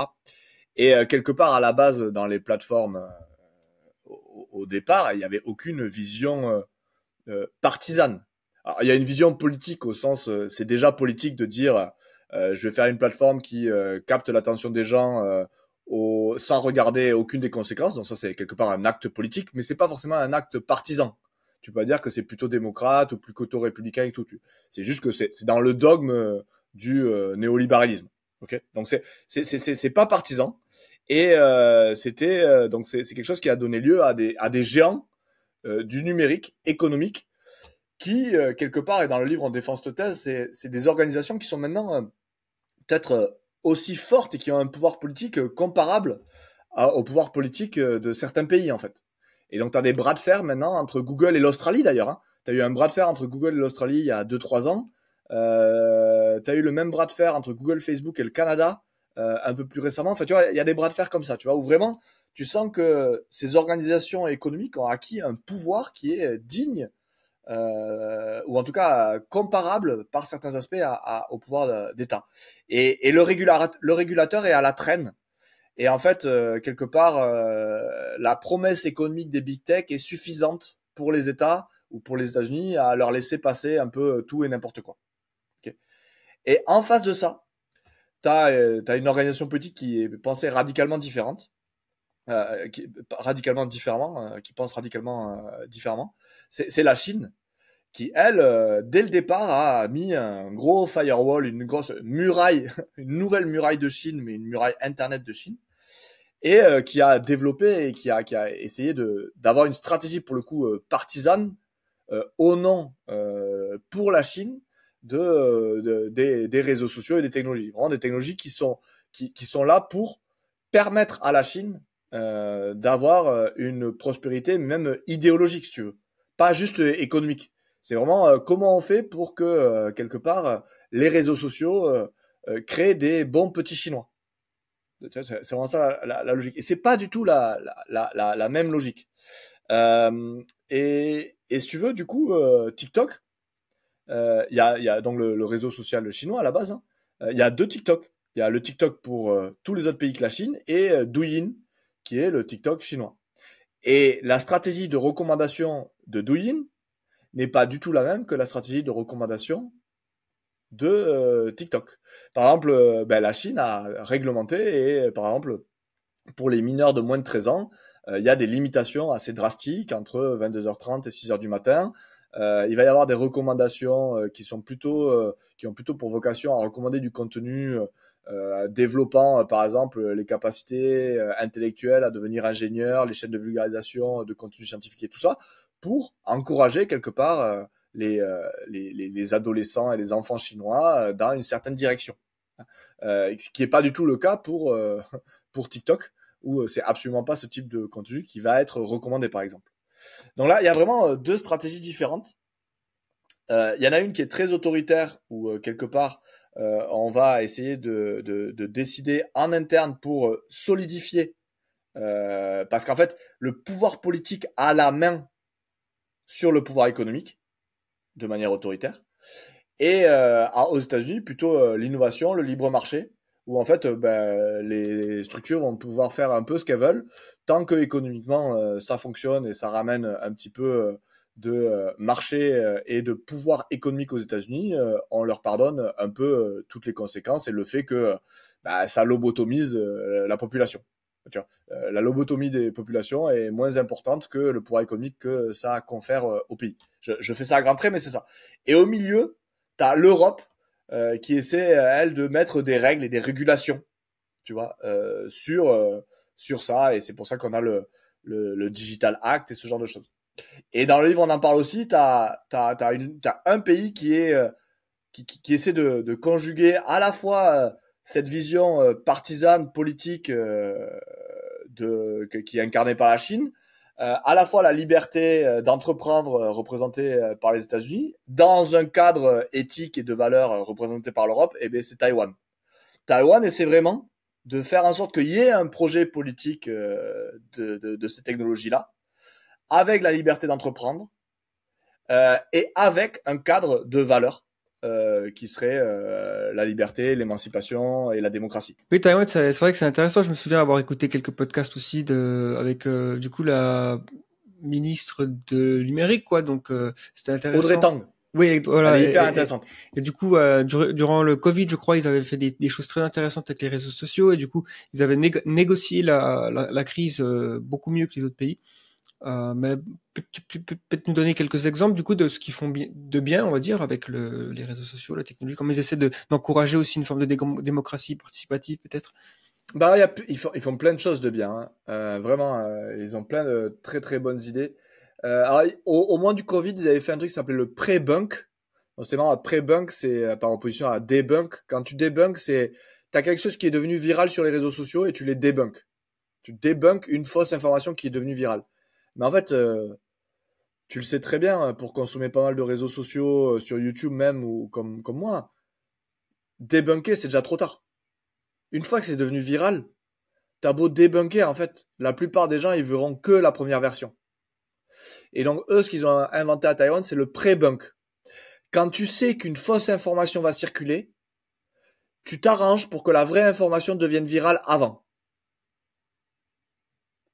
Tu anticipes les stratagèmes des fausses informations pour faire du pré-bunk. Ça c'est hyper intelligent.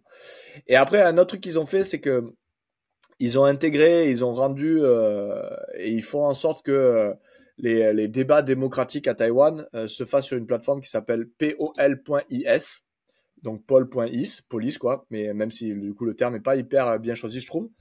Et en gros, cette plateforme, elle fait vraiment le contraire des réseaux sociaux dans le sens où elle met en avant les posts qui ont généré le plus d'assentiment et le plus de consensus.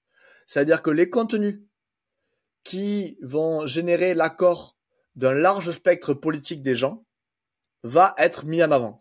C'est vraiment la même chose un peu pour que les gens se rendent compte à quel point c'est puissant. C'est exactement le principe des community notes en fait. Les community notes maintenant sur Twitter, c'est ça. C'est qu'en gros, la community note, elle va être affichée à partir du moment, non pas où elle a généré des hyper likes de la part des partisans et des hyper dislikes de la part des pas partisans. Elle va être là à partir du moment où il y a beaucoup de gens d'un spectre politique très large qui a dit ça c'était utile. Et c'est comme de dire que le fait que beaucoup de gens et qu'un large spectre aient trouvé ça utile est plus important que le fait qu'il y ait 10% qui aient trouvé ça révolutionnaire et une info que personne ne va manquer. En fait, le fait qu'il y ait 10% des gens qui disent ça c'est révolutionnaire, si ça génère en fait de la haine de 20% d'en face, peut-être que c'est pas une info qui est hyper utile pour le débat démocratique.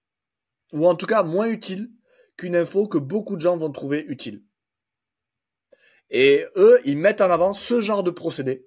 Donc voilà, ils mettent en avant le genre d'algo de recommandation qu'il y a derrière un truc comme Community Note, plus que les trucs qui vont générer du clivage. Et ça, c'est hyper important. C'est vraiment stratégique parce que c'est ça qui permet de partager une réalité et de recréer un débat démocratique où on n'est pas forcément tous d'accord. C'est pas ça le truc. Le truc, c'est pas de créer du faux consensus.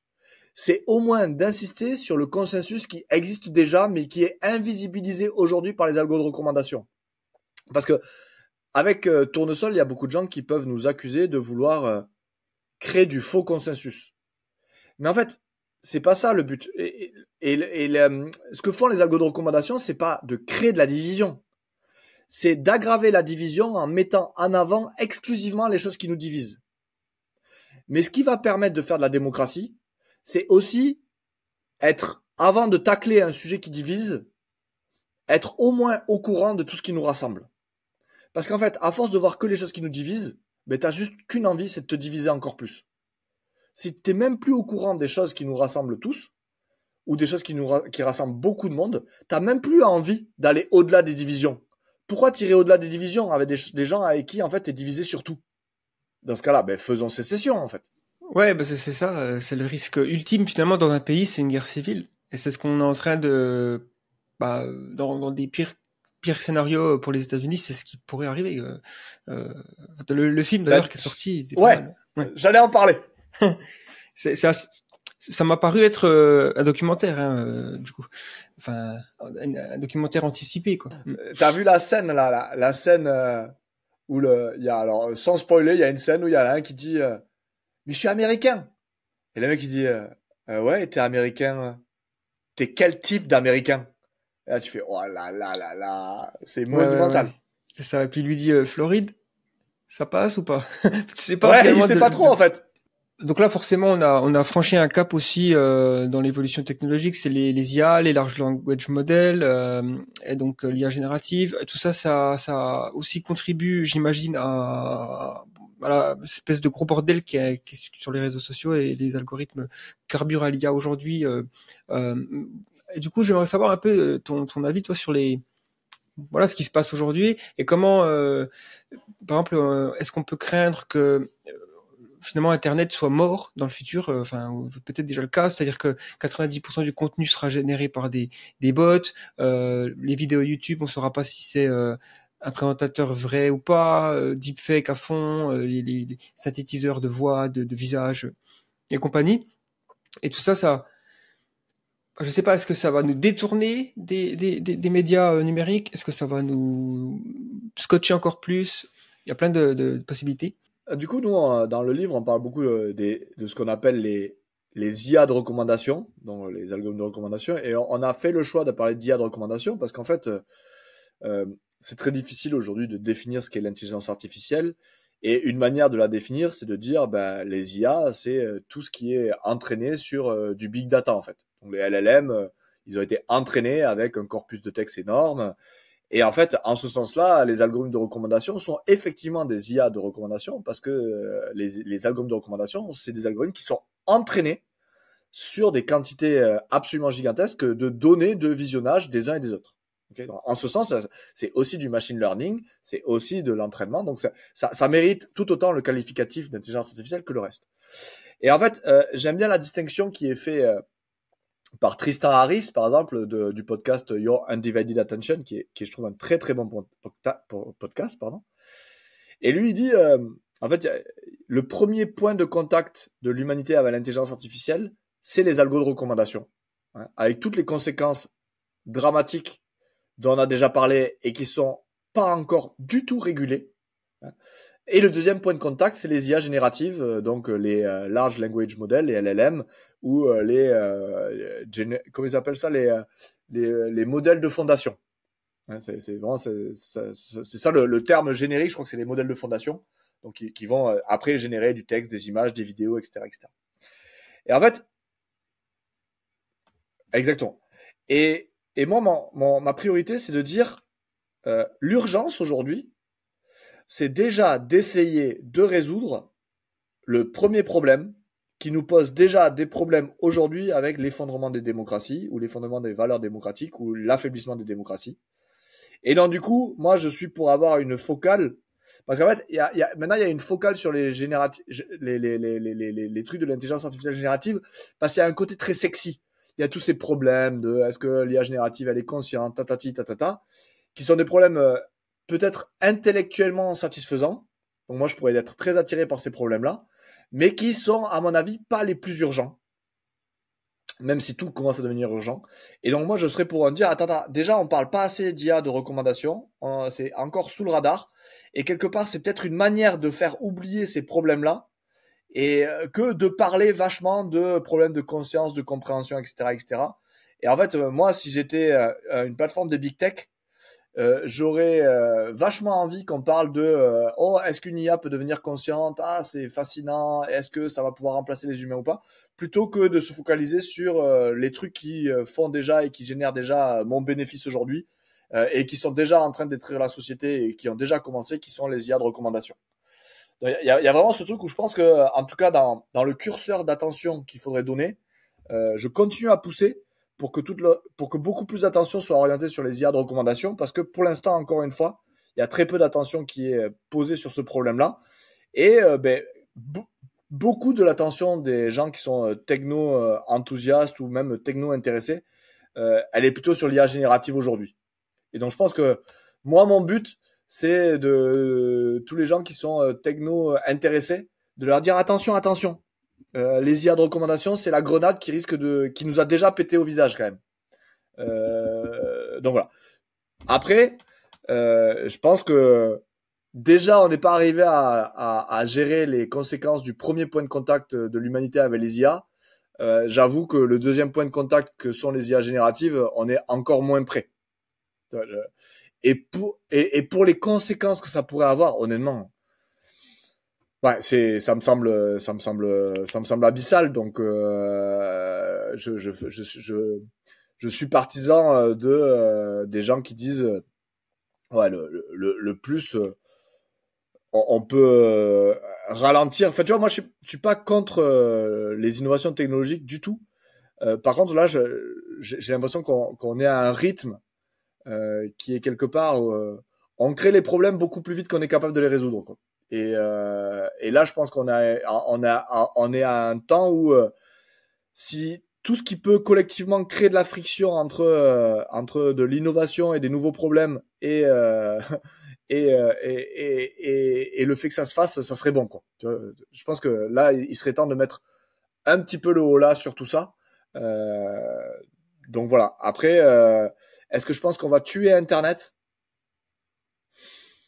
Je pense qu'en fait, Internet, tu vois, on a déjà tué le web des blogs, il est déjà mort en fait. Le web de moi, quand j'ai grandi, il y a encore des restes. Hein. Wikipédia peut être considéré comme un reste du blog, du web très démocratique des premiers temps.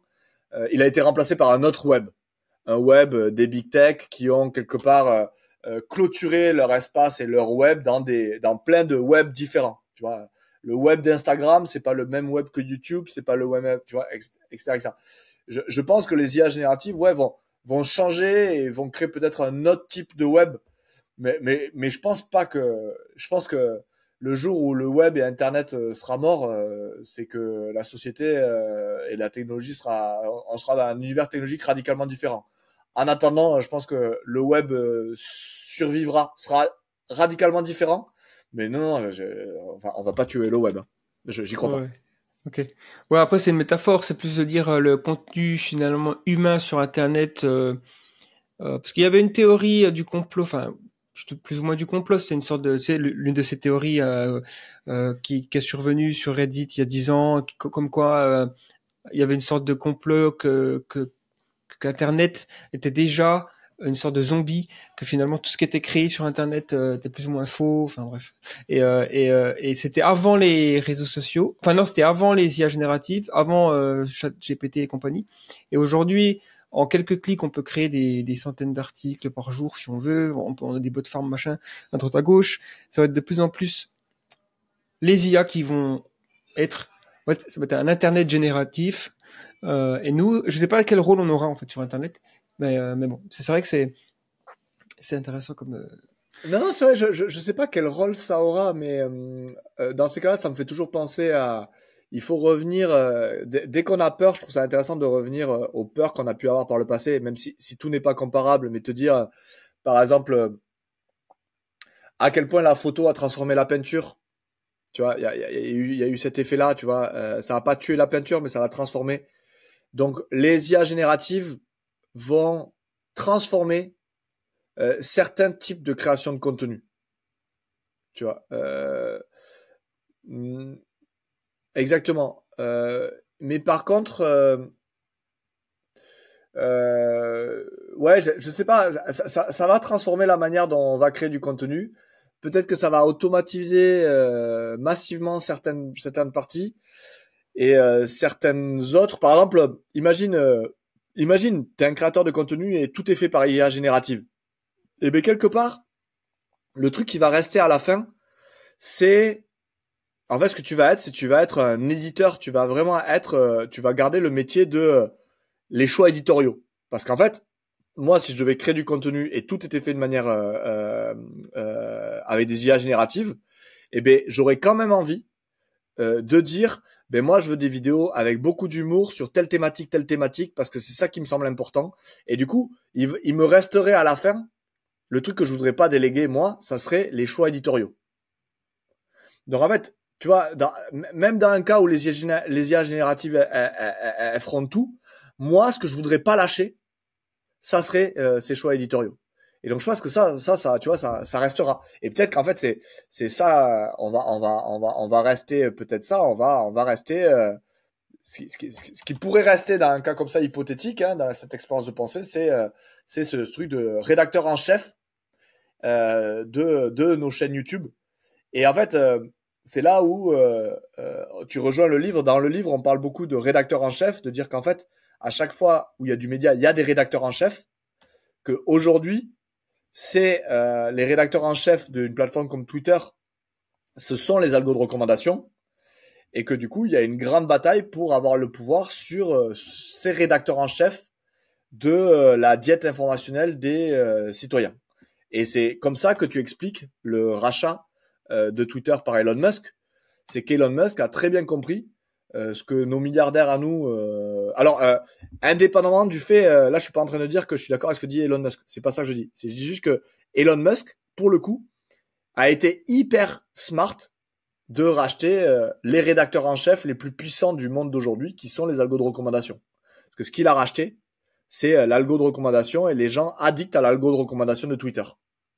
Et pour moi, c'est beaucoup plus efficace en termes d'avoir un impact politique et idéologique sur les gens que de racheter des chaînes de télé comme peuvent le faire nos milliardaires français à nous. Mmh.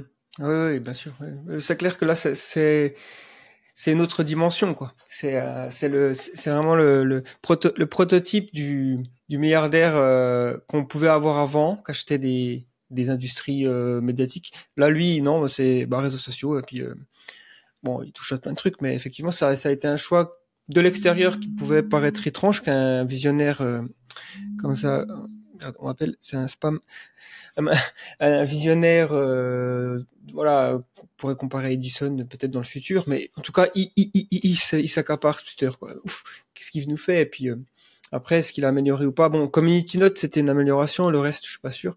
Après, je consomme pas non plus énormément Twitter, mais voilà, autre. Alors, il faut savoir que Community Note, le projet Community Note, a été lancé sous Elon Musk, mais le projet avait été conçu bien avant qu'Elon Musk rachète. Donc, il faut pas donner à Elon Musk le crédit de Community Note. Alors, il l'a poussé et lui, il dit que c'est bien, très bien, mais c'est pas lui qui est à l'origine du projet. Et ouais, non, je suis d'accord avec toi, c'est vraiment ça le prototype. Et c'est d'autant plus préoccupant qu'on n'aime pas Elon Musk de se rendre compte à quel point Elon Musk, je pense, a eu une stratégie très efficace avec le rachat de Twitter.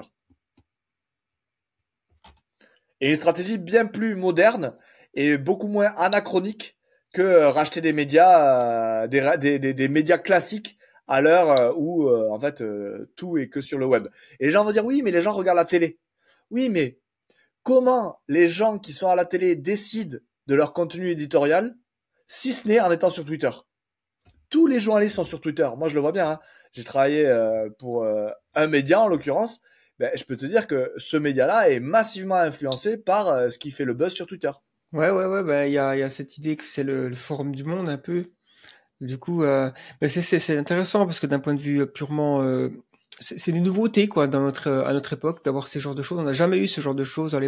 On sait pas trop comment les réglementer. On sait pas si ça doit être... parce que... par exemple, qu'est-ce qui est autorisé sur une plateforme où la moitié de la planète a accès? Est-ce qu'on peut tout autoriser, la liberté d'expression ultime, ou alors il y a forcément des trucs qu'il faut pas dire? Enfin, tout ça, les responsabilités aussi, parce qu'on dit souvent, est-ce qu'un réseau social, c'est un éditeur de contenu ou c'est juste un facilitateur? Il y a des choix comme ça qui sont faits. Mais du coup, on approche là 1 heure et demie de podcast, donc je vais peut-être te poser la dernière question, c'est tout simplement de nous parler du projet de Tournesol, de la plateforme, nous faire un petit pitch si on veut. Pour ceux qui connaissent pas, qu'est-ce que c'est, et puis quelle est l'approche aussi derrière le projet, notamment tu parles de l'éthique du constructivisme moral qui est derrière, je pense la motivation aussi derrière le projet en tout cas dans les décisions prises morales, quoi. Alors du coup, pour répondre à cette question, je vais partir de quelque part un truc que tu as dit et qu'il est important de souligner, c'est qu'est-ce qu'on fait de la liberté d'expression sur les réseaux sociaux et sur les plateformes, tu vois, comment on régule tout ça. Et en fait, justement, la formulation en termes de liberté d'expression de ce problème-là, c'est une formulation qui est du coup pas adaptée à notre problème d'aujourd'hui, parce que aujourd'hui, ce qui va causer des problèmes, ça n'est pas la liberté d'expression. Moi, Jean-Loup, sur mon pauvre blog sur lequel personne va, en fait, si je dis des horreurs, ok, ça correspond pas et c'est pas bien, etc. Mais si personne les lit, on s'en fout complètement. En fait. Si tu veux, dans un univers où on est submergé par de l'information en permanence, ce qui compte, c'est pas si chaque prise de parole est bonne, mauvaise, enfreint la loi ou pas enfreint la loi. Ça va être les conséquences de la diffusion massive de certains discours. Et si tu veux, tu peux avoir un discours qui correspond tout à fait à la liberté d'expression et qui est tout à fait légal, mais qui va être très très délétère parce qu'il va être massivement surreprésenté. Mais tout en continuant à dire des choses légales, en fait. Et donc, le projet Tournesol, c'est vraiment quelque chose qui va s'attaquer à ça. C'est que le problème aujourd'hui, c'est pas la liberté d'expression, c'est le droit à la diffusion. Alors, en anglais, ils ont ce truc, c'est dire freedom of speech is not freedom of reach.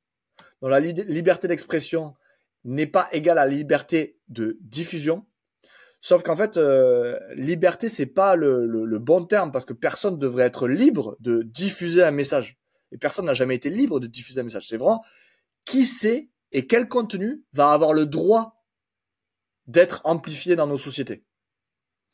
Par exemple, je te prends un exemple vraiment complètement obscur, mais moi, par exemple, est-ce que, tu vois, j'adore les lampes. À quel point je devrais avoir le droit de diffuser et d'amplifier mon message de les lampes, c'est génial, sur tous les fils d'actualité de tout le monde.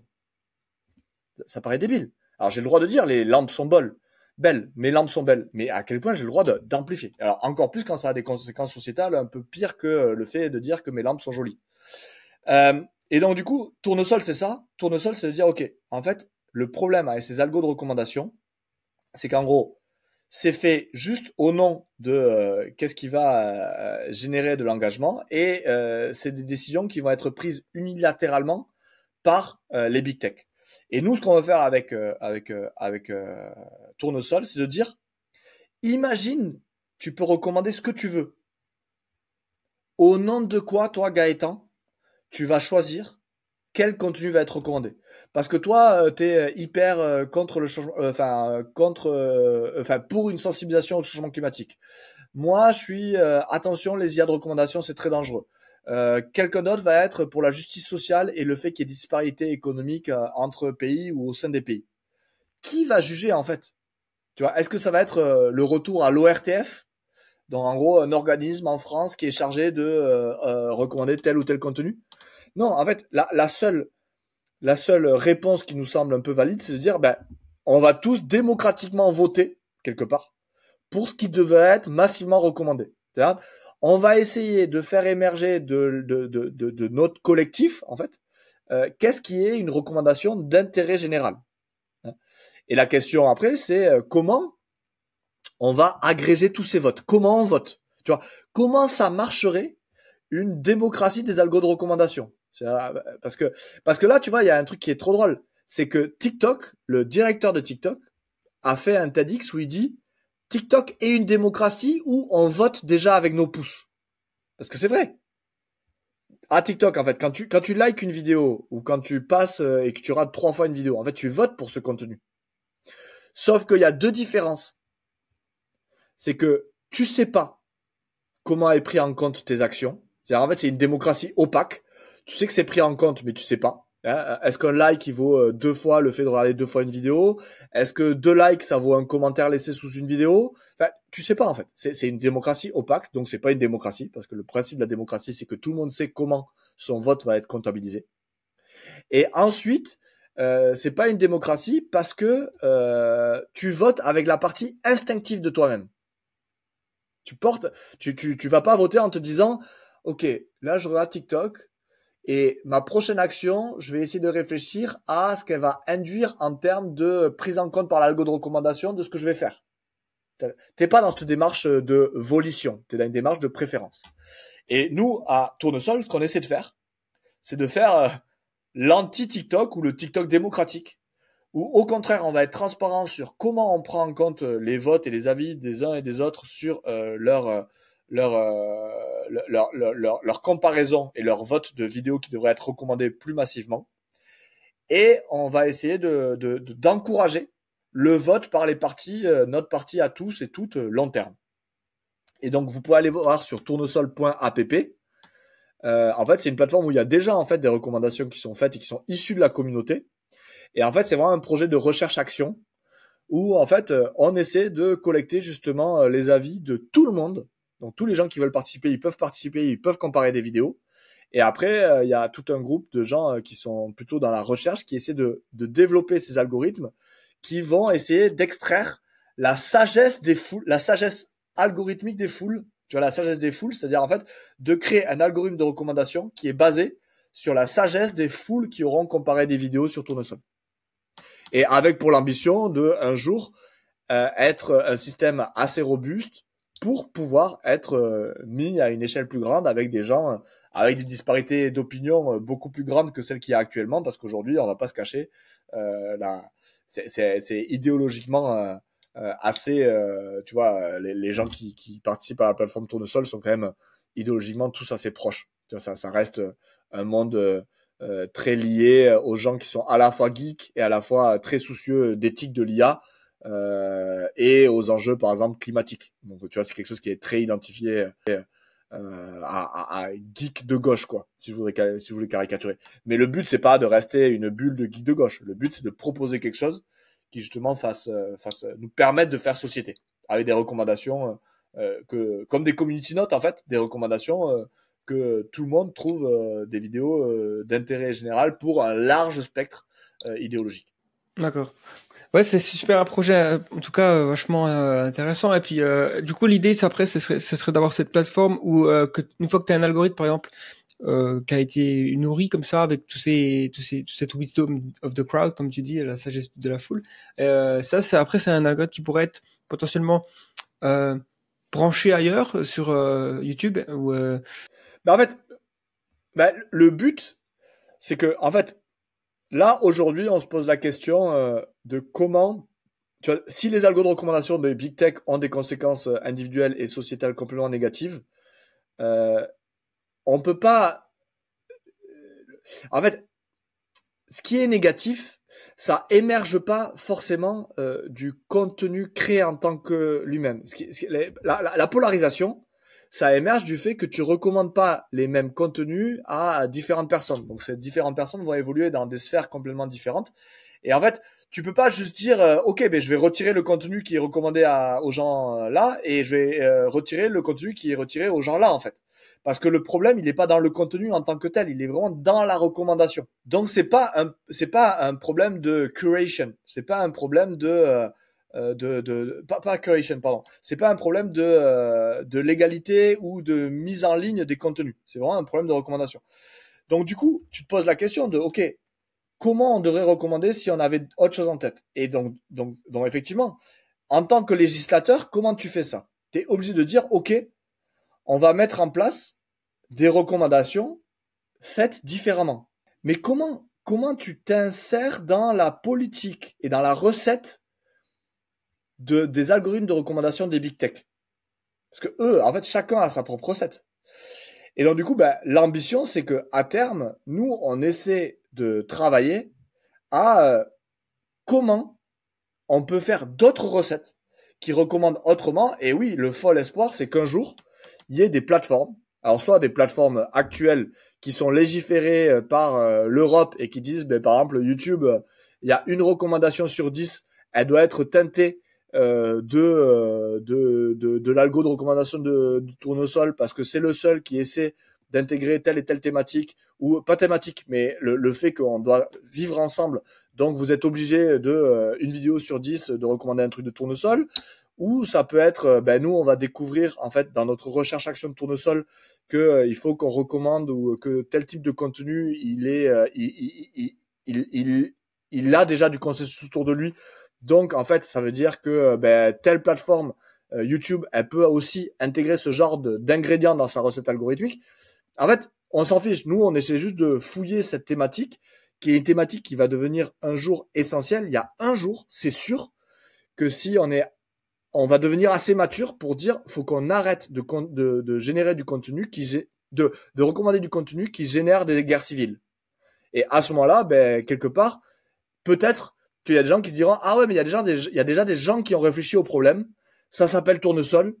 Qu'est-ce qu'ils avaient compris? Qu'est-ce qu'ils avaient trouvé? Comment on peut s'en inspirer ou comment on peut réutiliser ces briques-là? Parce qu'en fait, tout ce qu'on fait, c'est en accès libre et toutes les bases de données, on peut voir les votes, comment ils se répartissent, etc., etc. Alors tout est anonymisé aussi, mais tu peux avoir accès aux bases de données de vote pour faire de la recherche, pour savoir comment on intègre et comment on prend en compte au mieux les votes et les comparaisons des gens sur Tournesol. Parce qu'en fait, sur Tournesol, tout se fait par comparaison de vidéos. Tu votes jamais pour une vidéo dans l'absolu. Si tu donnes pas une vidéo, une note, par exemple, à la discussion entre Gaëtan et Jean-Loup, je l'ai trouvé nul, je lui donne 2 sur 20. Tu dis, je compare cette vidéo à une autre vidéo. Parce qu'en fait, ces jugements-là, par comparaison, sont beaucoup plus robustes que les jugements successifs en valeur absolue des gens sur des vidéos. Et donc, tout le monde a accès à cette information-là pour pouvoir essayer de réfléchir au mieux à comment ça marcherait une démocratie et une gouvernance collaborative des algos de recommandation. En tout cas, j'invite forcément les auditeurs à se rendre sur Tournesol, checker, participer, et puis du coup, pour conclure, est-ce que tu as un message pour justement nos auditeurs, qu'est-ce qu'ils devraient faire selon toi, des astuces peut-être, le mot de la fin, quoi, je te le donne, et un mot d'espoir peut-être. En tout cas, ou plutôt voilà, quelqu'un qui est intéressé par tout ce qu'on a dit, qu'est-ce qu'il peut faire pour déjà améliorer son hygiène numérique, et en tant qu'individu, contribuer à renforcer tout ça et à se diriger vers un avenir radieux.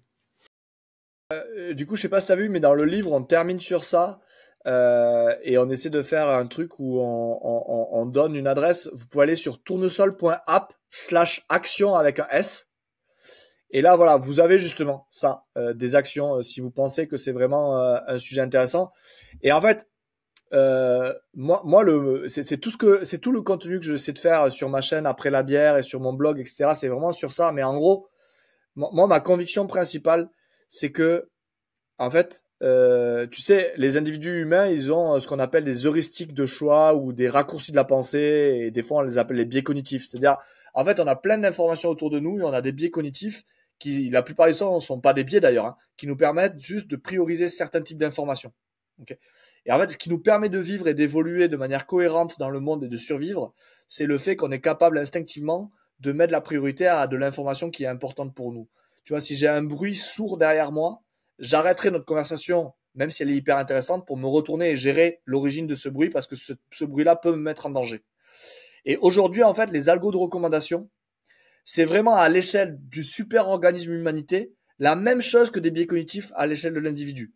Et aujourd'hui, les algos de recommandation, c'est vraiment l'équivalent de biais cognitifs qui nous intimeraient de nous couper les bras au moment où on entend des bruits derrière nous.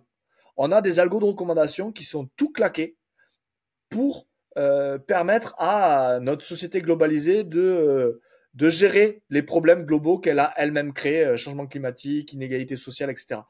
Donc vraiment, si je devais laisser aux gens ce truc-là, c'est cet enjeu-là de comment avoir des bons biais cognitifs à l'échelle de l'humanité, des bons algorithmes de recommandation, c'est essentiel.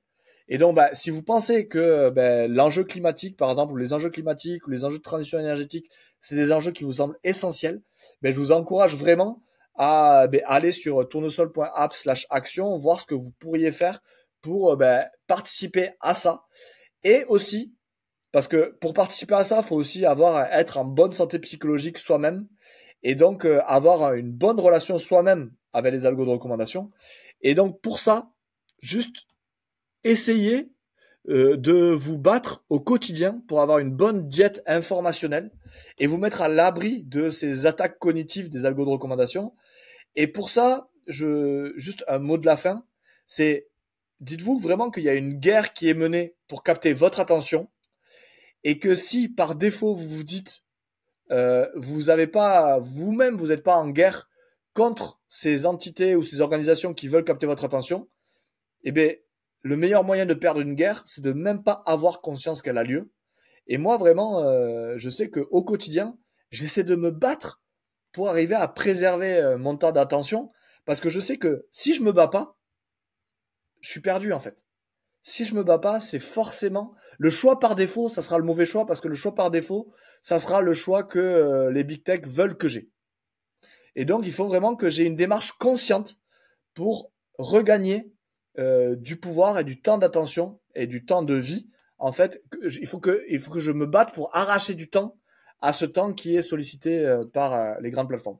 Donc voilà, allez voir, on a mis plein d'actions concrètes pour justement engager ce combat sur tournesol.app/action avec un S. Très bien, merci encore Jean-Loup, c'était fascinant, et je mettrai tout ça dans la description, et puis j'encourage tous ceux qui nous ont écoutés jusqu'au bout, je pense la dizaine qui reste là, à aller jeter un œil. Puis à se procurer aussi le livre qui est disponible, je pense, dans les librairies, Amazon et tout ça. Ouais, on est partout, donc n'hésitez pas, et merci beaucoup Gaëtan à toi de m'avoir donné tout ce temps de parole.